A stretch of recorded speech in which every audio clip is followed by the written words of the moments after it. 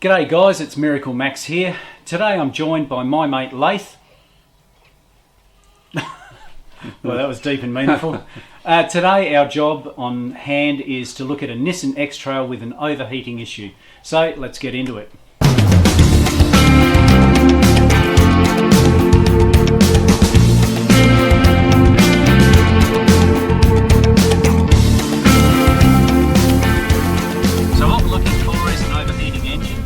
As you can see already, the needle's going up and down like crazy. There's no consistency to it. Even when you turn the air conditioner off and on, it doesn't necessarily make it hotter or colder. We'll just go for a little bit of a drive and just see if we can see the changes that are happening to it. They're very, very quick. It's not like the engine is overheating and then slowly cooling down. It happens very, very quick. As you can see, it's getting pretty hot there right now, but the engine doesn't seem to be hesitating at all. The air conditioner's not on. I'm just cruising downhill. In theory, it should be getting colder. I'm now in neutral, so there's no load on the engine. It should be cooling. It's not necessarily cooling very much, but it's very, very inconsistent. So I've spoken to the customer. He's checked the coolant. That's fine. The only other thing it could be is a very, very sticky thermostat, but I don't believe that's the issue, because then we would be expecting a lot of heat from the engine itself, which it's not really doing. We're cruising now at about 70 k's an hour, and it's going up and down. As you can see, it's really not that consistent. The air conditioner's just been put on, which should increase the load. It should get hotter and hotter and hotter. And notice what's happening, it's actually going down. So it's pretty bizarre. So it could be the temperature sender, it could be the temperature gauge itself. You can see how cold it's getting now. It's just ridiculous. So we'll just head back home and see what we can find. That'll donkey. I've just come back from a road trip probably 5-10 minutes ago. Went to record and of course the battery went flat. Typical. So I've changed my battery, but in the meantime, this top hose is super tight already, or still. It's pressurized and it is damn hot. So it could be a stuck thermostat. I might be overthinking the process. Start with the basics first. So tomorrow when it's cold, I'll check fluid levels, etc., and I might pop out that thermostat and just test it, because clearly it shouldn't be going up and down like that. But I'll check the sensors, etc., so the temperature sensors, which will be these guys here, check them tomorrow and just make sure that they're operating correctly, and that our fans, where are we, down here, our fans should be operating correctly too. I can bypass those and get those to come on accordingly. So that's tomorrow's job. Alright, so for starters, it's always important to look after a customer's car, so I'll get Laith to put the guard covers on for us. There we go, nice and neat. But hang on a sec. Damn apprentices, what's the go? Look, someone. I'll let you in on a little secret. These stupid XTrails have fiberglass front guards, so there's no way that that's going to stick, because that's a fiberglass guard. Oh. Bomb, fail. Okay, so we're back from a road test, trying to figure out what's wrong with this XTrail. What did we notice, Leif, with the gauge in particular? It was very inconsistent. It was the temperature was elevating and decreasing very rapidly. Yeah, that's right. Yeah, almost spontaneously. Con was on, or if the aircon was off, yeah. or if we using a lot of the engine power. Yeah, it was all over the place, wasn't it? So what are some of the things that we suggested might be a problem? I think the first thing we'll probably have to look at is probably possibly be a thermostat. Okay, yep. See if there's any leaking coming from the radiator. And we also noticed that there was a lot of pressure building up in a little amount of time. Yeah, okay. In line with the motto of the channel, keeping or making the complex simple, we want to start with the basic stuff first. Obviously, we need to check for the coolant level. Is the coolant level okay? Are the fans working? These are electric fans. If they're not working, or they're working intermittently, Are they cooling down the engine appropriately or enough? Is the temperature gauge faulty? All these things are possibilities. So we're going to start with the basics first. Perhaps we'll have a look at the fans first and make sure that they actually are working. So there's a bit of a bypass you can do to make sure that they work efficiently, because there's two separate fans, but we'll start with those first before we get into all the basics. Of course, we're going to look at the coolant level first. The customer has said that he has had no trouble with the level dropping at all, but we'll double check his work anyway. Okay, that's next. Okay, we've just pulled the cap off, as you can see there, but notice that the levels, like there's no coolant in there, is there? As I always say, your customer can be your best friend or your worst enemy. They can give you a good direction to head, which may help you with your diagnosis, but sometimes they might tell you stuff that perhaps isn't in the right direction at all, which may be misleading. So you've got to double check their work or their suggestions as well. But notice over here in the overflow bottle, it's actually almost up to the maximum level, which, because the engine is now cold, it should be halfway. So it's a little bit high here, but we really need to find out what's going on inside the radiator. We're going to check all our oil levels. We'll probably start with the engine oil, and as you clearly can see, it's quite low. So it'll probably be a good idea to start some, should I say, add some to the engine. How much do you reckon needs to go on? I'll probably put half a litre at a time, and keep an eye on it. Yep. Just keep checking the level as you're putting it in. Yeah, you're probably looking at about a litre that's down there, believe it or not. And of course, oil has a lubricating effect, but not only that, it has a temperature cooling effect. So even having a lower oil level can create a hotter engine. Okay, so we chucked in about half a litre of oil. Hopefully that will help. We're going to pressure test the cooling system now. Lath's going to put the pressure tester on, and you might think to yourself, well, what should we pump it up to? If we have a look at the cap itself there, you can see in this case it's 13 psi or 90 kilopascals. So if you have a look at the gauge over here, you can see it's going to be about 13 or 90 kilopascals right there. Go for it, mate. All that time at the gym is finally paying off. Look at those guns. Okay, so when we get to a little over, it's a good idea to just stress the system, particularly if you're looking for a leak. So you go probably 14 in this particular case, and then we'll let it sit and see how long it holds that pressure. So the gauge should hold there for quite some time. Obviously it's going to go down, you know, there's always going to be a tiny bit of a leak, perhaps through the cap of our adapter, but you can see it's holding pressure, isn't it? It's not actually going down at this point in time. We'll let it sit for say 5 minutes and see what happens. So it's been over 10-15 minutes, I'd imagine. You can clearly see that our pressure has not dropped, so we don't have a coolant leak at this point in time. I've also checked the oil filler cap, and there's no milky substance in there, so we don't have to worry about head gaskets or anything like that. If you're unsure about a blown head gasket, I do have other videos that I'll link in with this particular video.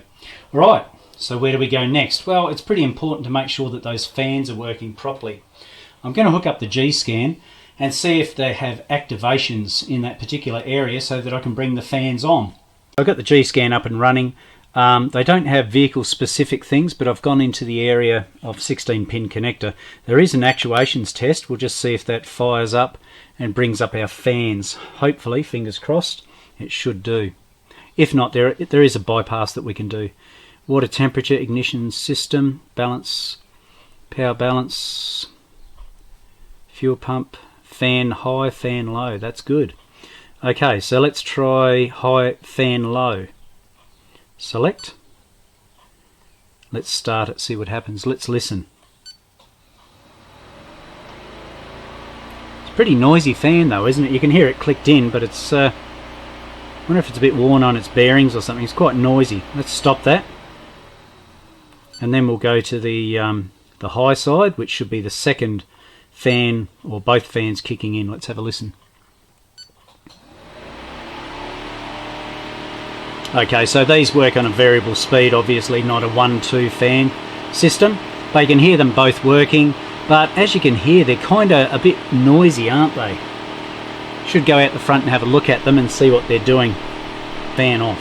Okay, another option. And that's now turned our fan off. So what does that tell us? Well, it tells us several things. Firstly, that there's power going to our fans. It's being controlled by the ECU. A second thing, we don't know about the temperature settings, etc. at this particular point in time. We don't know if the control system is working or not, but we do know that the fans are operational as such, and that the ECU does have control. Therefore, all the wiring must be good as well. But noise wise, they're a little bit different, so we might just have a look up the front and see what they look like physically. Okay, so we're going to go to fan low at this point in time. Just have a gander at those fans. Okay, you can see one only has kicked in, but that may just be the high and low speed. As I mentioned before, the high speed might be the 2 fans and the low speed may be 1 fan. I don't know. I'll stop that. But as you can hear, it's quite noisy, isn't it? Alright, let's have a look at this high fan speed and see if both of them kick in. That's interesting. Only 1 fan is working. So we've got a fan issue of some description. Well, that is interesting, I must say. It looks like we've only got 1 fan that's working. So this may still be an electrical fault, I don't know. But we seem to have 1 fan that's quite noisy. And yeah, even just spinning it by hand, I can hear the bearing noise in it. But this other one on this side is not working whatsoever. Let's check that out next. You're probably thinking to yourself right now, come on Max, not everyone has access to a fancy schmancy scan tool like this G-Scan to do activations on the cooling fans. And you know what? You're right. But I can show you a bit of a cheat which will help you to get the same sort of results for this fan activation. Believe it or not, it's probably going to cost you about 20 cents if that. All good technicians should have a collection of resistors, you know, capacitors and a few odds and sods, even if you're not into electronics, because what we work on nowadays really is electronic based. So what we need is a 150 ohm resistor. Here's one I prepared earlier. So what we need to do is we need to disconnect our temperature sender, and those 2 wires, we bridge it with this 150 ohm resistor. And let's see what happens. So what we need to do now, this is our temperature sender unit. We need to disconnect that. Get the max muscles working there. And with our 150 ohm resistor, we need to connect that or bypass that. And that will provide a load of some description back to the ECU so we don't damage anything. Okay, that's in place. Now you're probably saying, well Max, it's not working now, what's the go? I thought you said it was going to work. But hey, there's one more step.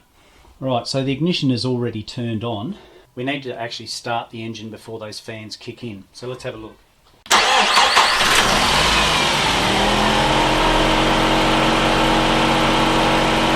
You can hear that fan's just kicked in, so that's working as normal. But just note, that one working, just like I said before, that one's not working. So you guys can do that. The fans on this Nissan XTrail work on a strategy with regard to vehicle speed, coolant temperature, and if the air conditioner is off and on.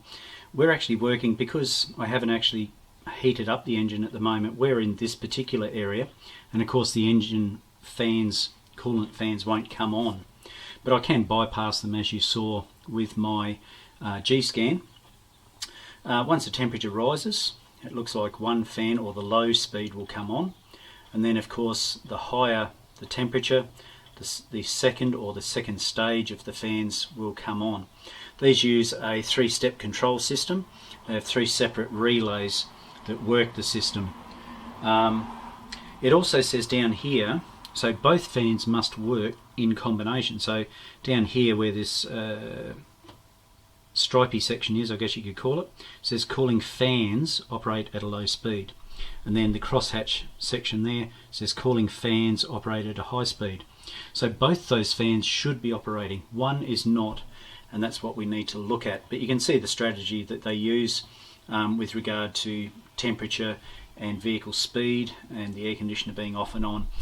That's so they don't have to have the cooling fans running at all times, therefore putting more stress and strain on the electrical system, which in turn raises emissions, fuel usage, etc. So that's why they use a strategy like this one. The ECU does. Okay, let's figure out why this other fan's not working.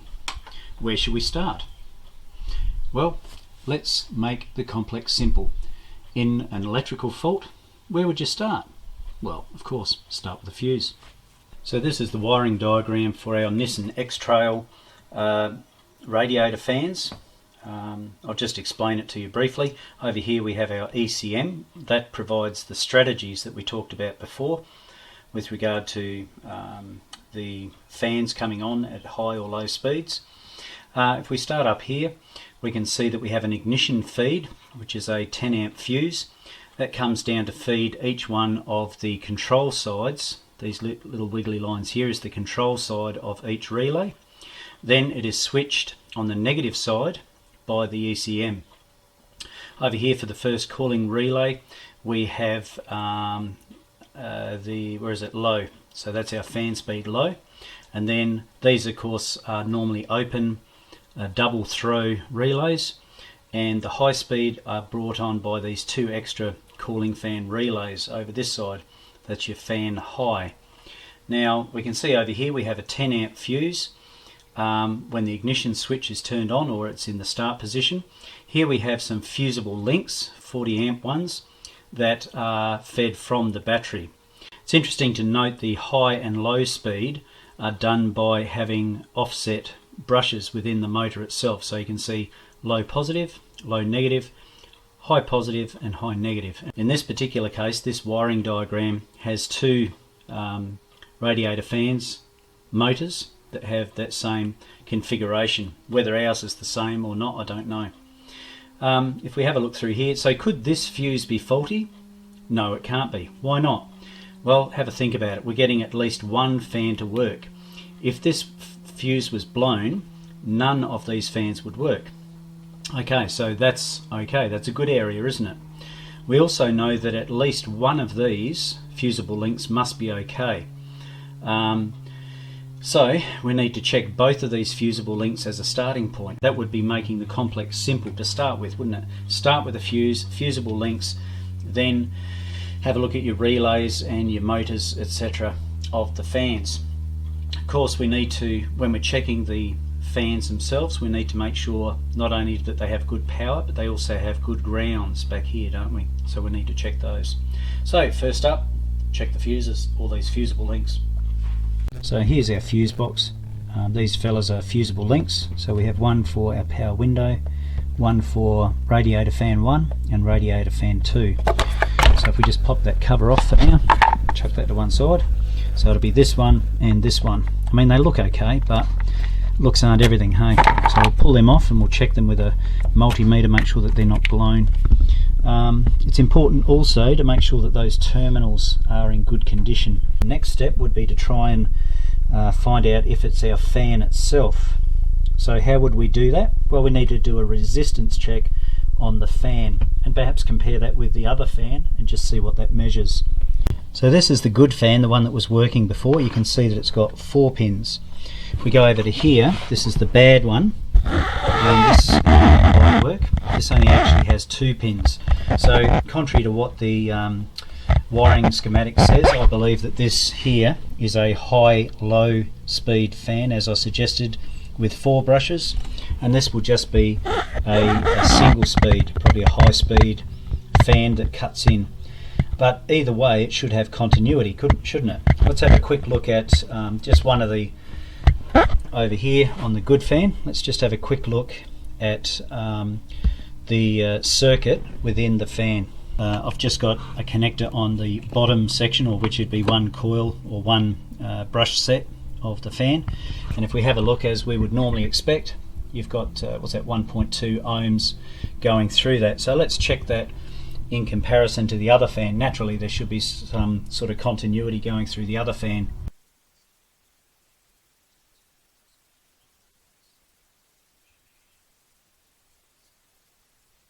Alright, so I'm going to get Lath to drive the G-scan, just to show you that even a painter can do it. Nasty. Alright, so what I've done is reconnect the good fan, so our connection's back onto the good fan, and on our bad fan I just want to make sure that we've got voltage coming through. Now at the moment you can see our multimeter is just reading ghost voltage, which is obviously showing that there's no voltage coming through the circuit. So we'll now actuate the fans again, and we should hear that good one kick in. So we're on high speed, and if we select that please, thank you, and you can hear that that's now working. And what have we got on our bad fan? Well, we've got our 12 volts there, so well, close enough to 12 volts, so we know that it's actually the fan that itself, or the fan itself, is actually faulty. We've got voltage going to it, so that should work fine. So Lath's got to head off home now. He's got to head back to Sydney, a couple of hours drive. So what have we found so far? What things can we tidy up so far? We know we have one crook fan. Yep. That we need to probably replace before we go any further. Yeah, that's right. Yeah. Or fix the fan and go from there. Yeah, so we did originally talk about a possible faulty thermostat. Remember, these have two thermostats, so it will be a bit of work and expense to pull them out and test them. So why not, let's just fix this fan first, because we know that it's knackered. We know that it's had it. We've proven that through a diagnostic path, and we've proven that it's had it. So we need to replace that before we go on any further. I've priced these fans and they're not cheap, because you've got to buy the whole fan assembly, not just an individual fan. New, they're quite expensive. I'm going to see if I can locate a second-hand one. This guy may be interested in selling his car, so I don't want to burden him with a huge expense which is going to be taken out from the profit of the sale of his car. But anyway, diagnostics first. We start with a faulty fan, then we move forward. Anyway, mate, thanks for your help. Thank you. Have a safe trip. I guess it comes back to the whole, do you trust what a customer says or doesn't say? Overflow bottle was high, very high. But the radiator, talk about a hungry hippo, mate. She's been down, I've put in, probably 2.5 litres so far. I'm just putting in water for now. Oh, it's finally filled up. But, I don't want to put in coolant just yet. But yeah, man, like 2.5 litres is going to make a huge difference to whether this thing runs cool or hot. So it all comes back to getting that fan sorted before we go any further with diagnosis. 2.5 litres at least, if not 3. Dude, I think they only take like 7 litres or something. So they don't run on air. Okay, so it's the next day. The second-hand fan assembly is turned up. Physically it looks the same. The only difference is, remember, one fan had only a single connector, so there was only a single brush set. This one has a double brush set. But if we have a look on the vehicle, the Hadit one is only got 2 wires going onto it. But if we trace the wiring up here, it goes into a 4-wire connector. You can see the 4 wires here. Now I'm hoping that this will, or is an option that changes. So there's enough wiring in the loom to go back to here, and I think that I'll be able to bring it down here into the new or the second-hand motor, I hope. So fingers crossed, but everything else physically looks okay. So let's change it over and do some extra testing to make sure that we've sorted out the issue. So I decided before I go any further, I'll just check the motors of this second-hand fan. No use putting on something if it's had it. So I'll just connect up as an example. There we go, 1.8, 1.7, and I've checked all the others and they're consistent right across the board. So I'm happy now that I can put in the second-hand fan assembly knowing that it should work okay. So because I took off the radiator hose here, I've repressurized the system just to make sure I'm happy with everything, and once we untwist it, you can see that that pressure's holding nicely. I pumped it up fairly high. As you can see, it's above the 13 psi. I think we've got it at, almost 15 psi, but it's holding. It's been sitting there for 10 minutes or so. Happy with that. So moment of truth, do the fans work? Alright, I'll try and get all this in screen for you. So just back into actuations again on the G-Scan. Just keep in mind that you can do this yourself with that 150 ohm resistor in the temperature sender wires. Once you bridge that across, then that will tell the ECU to kick in the fans. But in this particular case, we have got our fans. So let's hit the start button. This is the low fan. Now can you see that? Both fans are actually working, not just one. 1, 2, all good. So let's just cancel that. And now we'll go on to our high speed fan. See if I can get that in frame for you. High speed fan, select, start. And you can see both of those fans are working now. So I'm happy with that. That's all good. Okay, the work is now complete on this little XTrail, and today is an ideal day to take it for a road test. Guys, it's fairly hot here. I'm sweating like a schmitzvah. Tomorrow it's going to be about 36 degrees. So we now have working fans, and believe it or not, that would have been the problem originally. We lost coolant, and the reason that is when the engine heats up, the coolant expands. It gets pushed into that overflow bottle. But the trouble is when that overflow bottle gets full, it spews it out onto the road, never to be seen again. And unfortunately, when the engine cools down, it's meant to pull it back in from the overflow bottle. But if it's on the side of the road, it ain't coming back, guys. It ain't coming back.